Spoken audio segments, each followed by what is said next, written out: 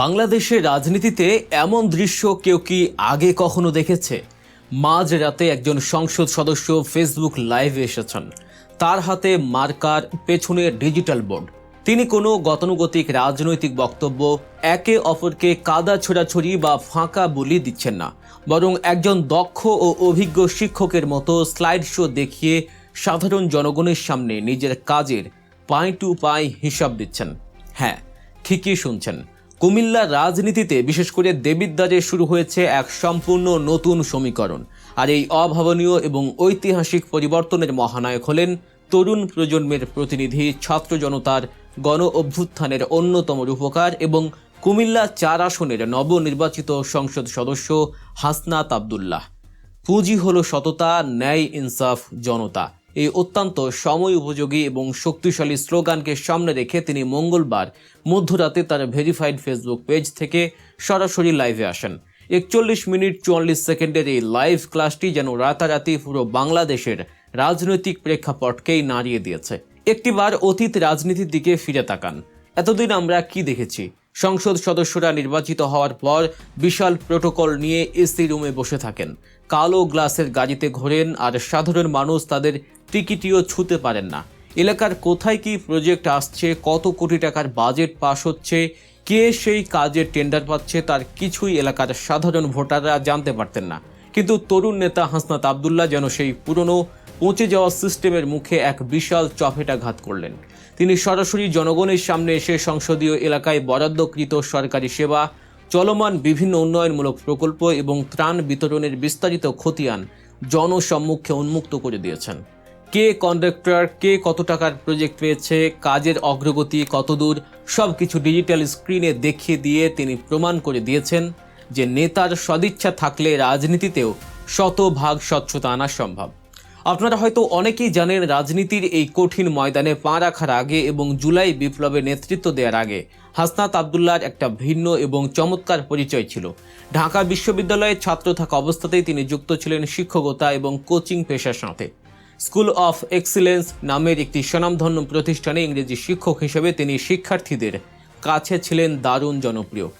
ত্রয়োদশ জাতীয় সংসদ নির্বাচনে ন্যাশনাল সিটিজেন পার্টি বা এনসিপির হয়ে বিপুল ভোটে সংসদ সদস্য নির্বাচিত হওয়ার পরও তার ভেতরের সেই আদর্শ শিক্ষক সত্তাটি কিন্তু একটু হারিয়ে যায়নি, বরং সেই শিক্ষকতার অনন্য দক্ষতাকে তিনি এখন কাজে লাগাচ্ছেন রাষ্ট্র সংস্কার এবং সমাজ পরিবর্তনের মতো একটি বৃহত্তর ক্যানভাসে। ডিজিটাল বোর্ডে স্লাইড পরিদর্শন করে ধারাবাহিকভাবে দেয়া তার এই লাইভটি দেখতে হুবহু একটি আধুনিক ক্লাসরুমের পাঠদানের মতোই মনে হয়েছে। পার্থক্য শুধু এই যে এবার তার ছাত্র কোনো নির্দিষ্ট স্কুল বা কোচিং সেন্টারের নয়, বরং তার ছাত্র এবার পুরো দেবিদ্বারের সাধারণ জনগণ। তিনি অত্যন্ত সহজ, সাবলীল এবং বোধগম্য ভাষায় সাধারণ মানুষকে বুঝিয়েছেন তাদের এলাকায় কি কি উন্নয়নমূলক কাজ হচ্ছে। শুধু তাই নয়, সেই কাজগুলো ঠিক মতো হচ্ছে কিনা তা পাহারা দেওয়ার দায়িত্ব যে জনগণের নিজের, সেটাও তিনি খুব সুন্দরভাবে স্মরণ করিয়ে দিয়েছেন। একজন জনপ্রতিনিধির সরাসরি জনগণের সামনে এসে এভাবে কাজের হিসেব দেওয়ার এই ঘটনা বাংলাদেশের ইতিহাসে একটি বিরল এবং অত্যন্ত ইতিবাচক দৃষ্টান্ত। সাধারণ মানুষ হাসনাত আবদুল্লাহর এই ডিজিটাল জবাবদিহিতাকে দেখছেন এক বড় পরিবর্তন হিসেবে।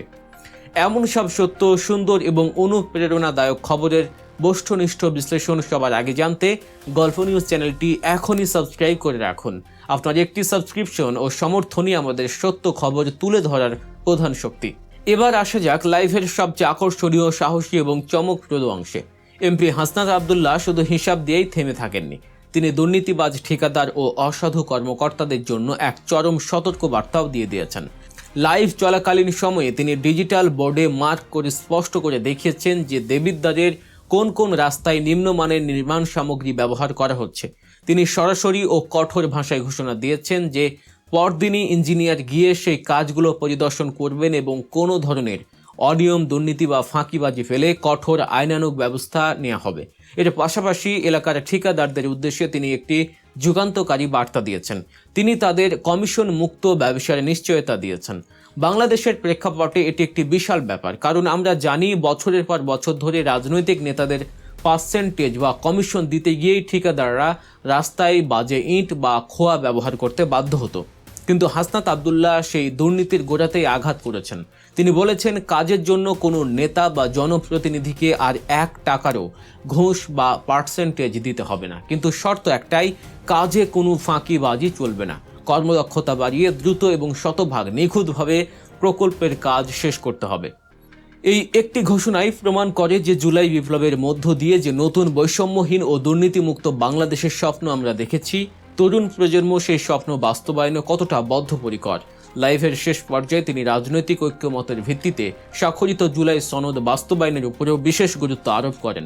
তিনি পরিষ্কারভাবে সবাইকে বুঝিয়ে দিয়েছেন যে হাজারো শহীদের রক্তের বিনিময়ে পাওয়া এই নতুন বাংলাদেশে লুটপাট, চাঁদাবাজি বা সরকারি টাকা আত্মসাতের কোনো সুযোগ আর অবশিষ্ট নেই। এই পুরো প্রক্রিয়াটিকে একটি স্থায়ী ও প্রাতিষ্ঠানিক রূপ দিতে এবং স্বচ্ছতার এই ধারা ভবিষ্যতেও অব্যাহত রাখতে হাসনাত আব্দুল্লাহ আরও একটি দারুণ উদ্যোগ নিয়েছেন।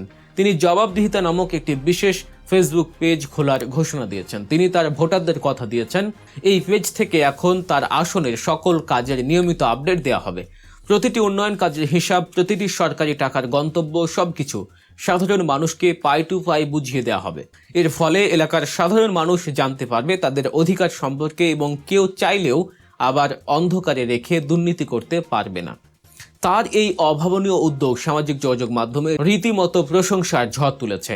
লাখ লাখ মানুষ ইতিমধ্যে এই ভিডিওটি দেখেছেন, হাজার হাজার মানুষ শেয়ার করে তাদের উচ্ছ্বাস ও সমর্থন প্রকাশ করেছেন।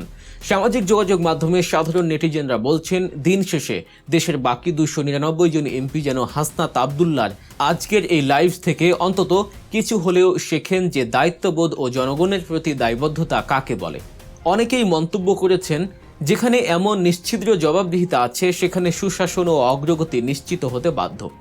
একসময় মানুষ মেইনস্ট্রিম মিডিয়া বা চিরাচরিত রাজনীতিবিদদের কথার উপর থেকে সম্পূর্ণ আস্থা হারিয়ে ফেলেছিল, কিন্তু হাসনাত আব্দুল্লাহর এই লাইভ ক্লাস তরুণ সমাজ ও সাধারণ মানুষের সেই হারিয়ে যাওয়া আস্থাকে আবারও ফিরিয়ে আনছে। তিনি কাজের মাধ্যমে প্রমাণ করেছেন যে জনগণের ভোটে নির্বাচিত নেতাকে জনগণের কাছেই জবাবদিহি করতে হয়, কোনো বদ্ধ এসি রুমে বসে নয়।